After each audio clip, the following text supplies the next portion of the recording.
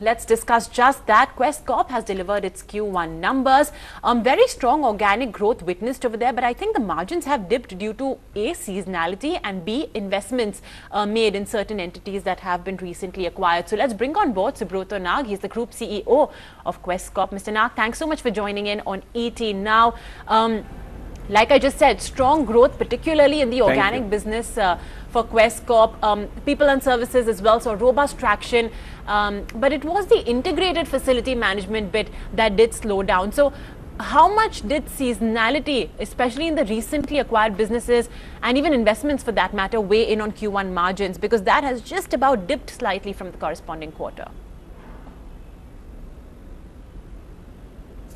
Yeah, the recent acquisitions what we did last year in facility management primarily, there is a seasonality because this is the time, we have a large business in the educational sectors, primarily catering the students.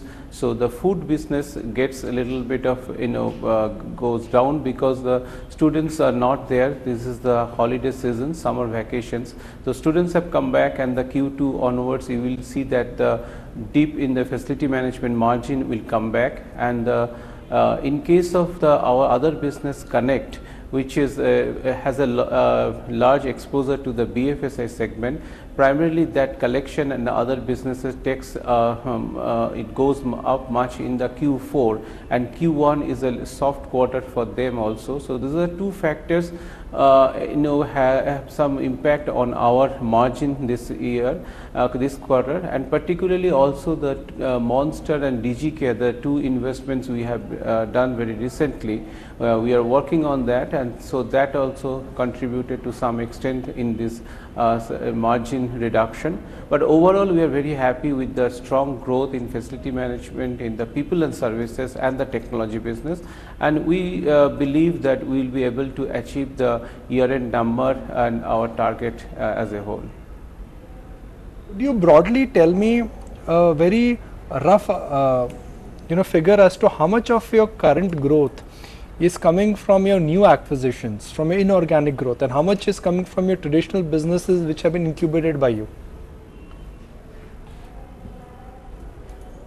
Yeah, on a revenue side this year, if you see 52% of growth, almost more than 50%, 60%, 28% of that came from our organic business, and rest came from the business which we acquired last year or year before.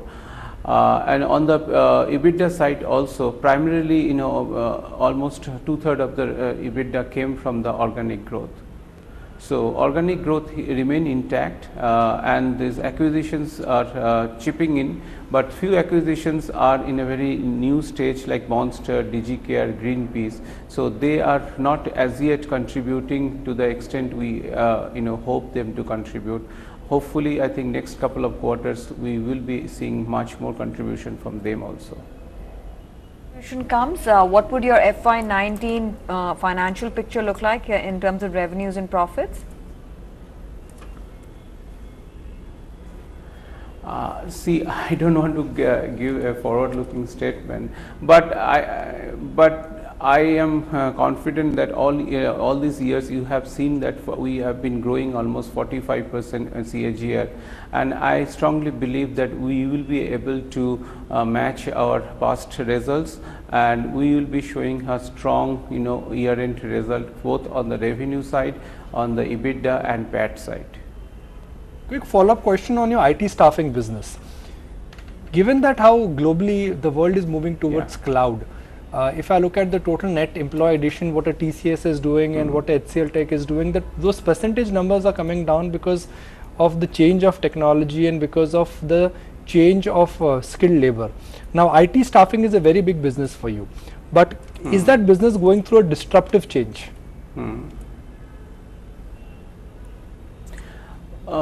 There is a lot of discussions going on this particular subject, but we don't see as on date any major disruption happening in this space as far as the IT staffing is concerned.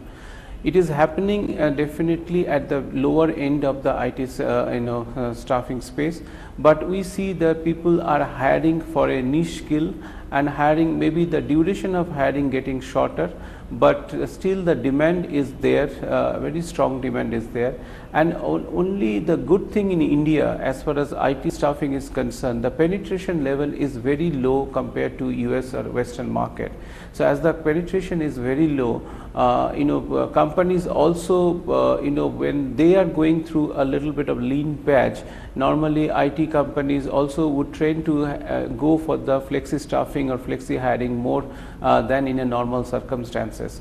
So the overall growth is not that what we used to see couple of years back, but it is stable and it is growing in a normal 10-15% average rate. A broader sense of your cash flows for next 2 years, where are they going to be? How effectively you would be using your cash flows?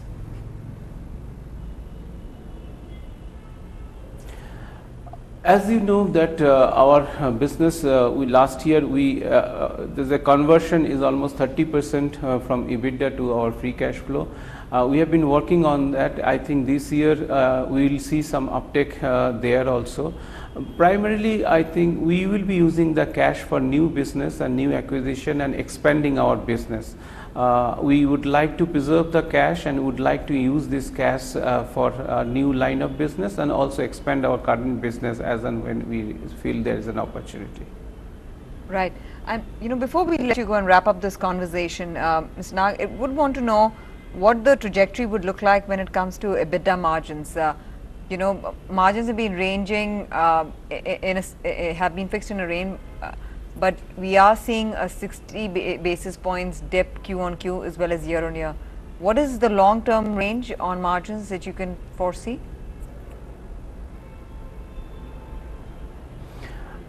If you see the last year, we exited the year at 5.8, and this quarter we see some drip in the margin.